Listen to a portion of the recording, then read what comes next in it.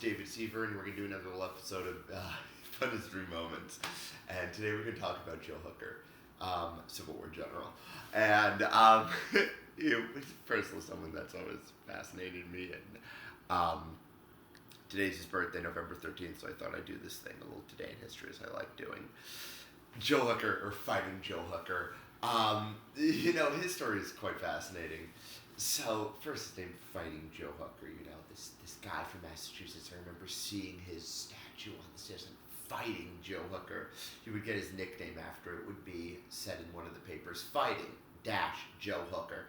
The newspaper man forgot the dash and he just became Fighting Joe Hooker. He actually ended up hating the nickname.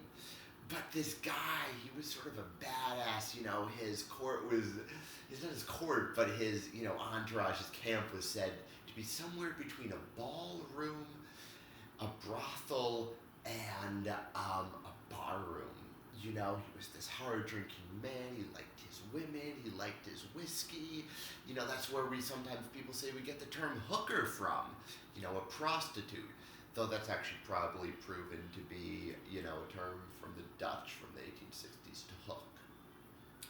Anyways, Burnside, they would in the Civil War, was the previous general. They would send him against Richmond, the Confederate capital, to try to win the war. And these 6 generals, the 6th would be Hooker.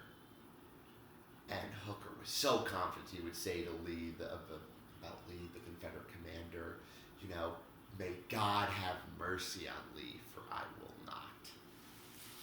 So he plans this giant attack with his army, and people loved him. He was such a soldier. And they would go behind Lee's troops. But then, Shelby Foote, author of the Civil War, will say in his book, comparing Hooker to,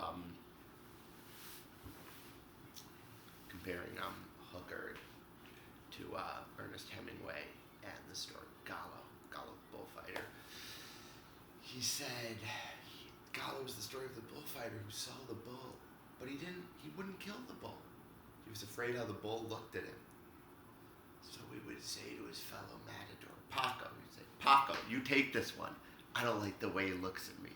So he goes on to say about Hooker at this battle. Maybe he didn't like the way Lee looked at him. Maybe it was the lack of the whiskey he'd been drinking every night and even before he took command.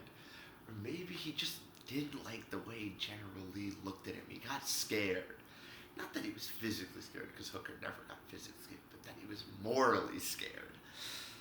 And Lee would execute this flank attack going around the side and destroying Hooker's forces. And just that whole story of just that. They would be Shelby Foote, right?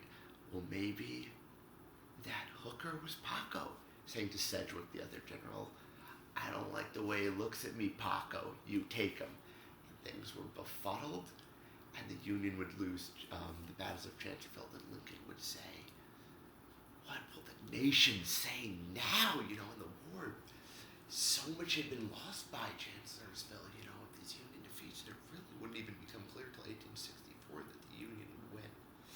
And that's my little history moment on Fighting Joe Hooker.